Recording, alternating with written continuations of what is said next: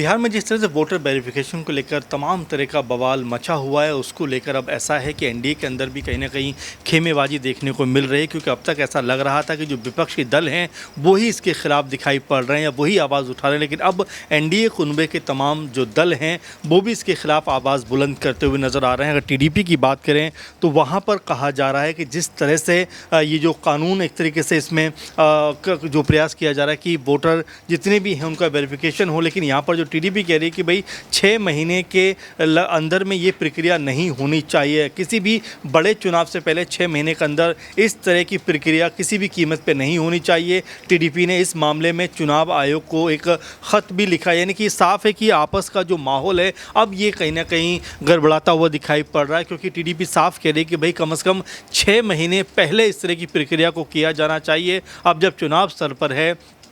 तमाम पार्टियां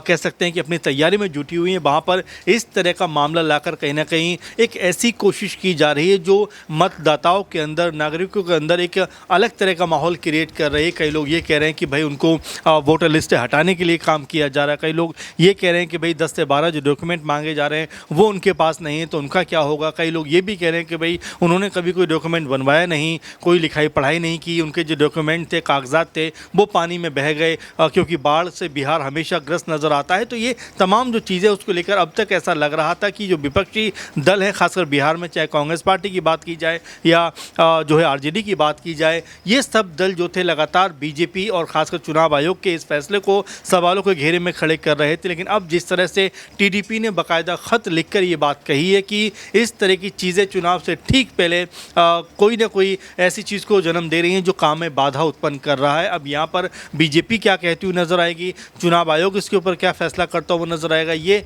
देखने वाली बात होगी। लेकिन हाँ, ये ज़रूर कहा जा सकता है कि अब वोटर वेरिफिकेशन का जो पूरा बिहार के अंदर मामला है वो एक अलग मोड़ यहाँ पर लेता हुआ दिखाई पड़ रहा है। साथ में जो पार्टियां अब तक इसका विरोध कर रही थी, शायद वो भी अब निकल कर सामने आएंगी कि जब बीजेपी की सहयोगी जो पार्टियां हैं वही इसके खिलाफ है तो बीजेपी या जो भी कह सकते हैं कि प्रोसेस ये हो रहा है इसको यहीं पर स्टॉप कर देना चाहिए। क्योंकि इससे लोगों के अंदर एक अलग तरह का माहौल, डर का माहौल, भय का माहौल दिखाई पड़ता है। कोई लोग इसको एनआरसी से भी जोड़ते हुए दिखाई देते हैं। लेकिन फिलहाल जिस तरह से अब टीडीपी ने कह सकते हैं इस पूरे मुद्दे के ऊपर अपनी आवाज़ को बुलंद किया है, उससे कहीं ना कहीं जो विपक्षी दल हैं उनकी आवाज़ यहाँ पर बुलंद होती हुई दिखाई पड़ेगी। बिहार में अब इसको लेकर किस तरह का माहौल बनता है ये देखने वाली बात होगी। लेकिन जिस तरह से पूरा मामला उठकर आया उसने कई तरह के सवाल जो हैं वो चुनाव आयोग पर भी खड़े कर दिए हैं।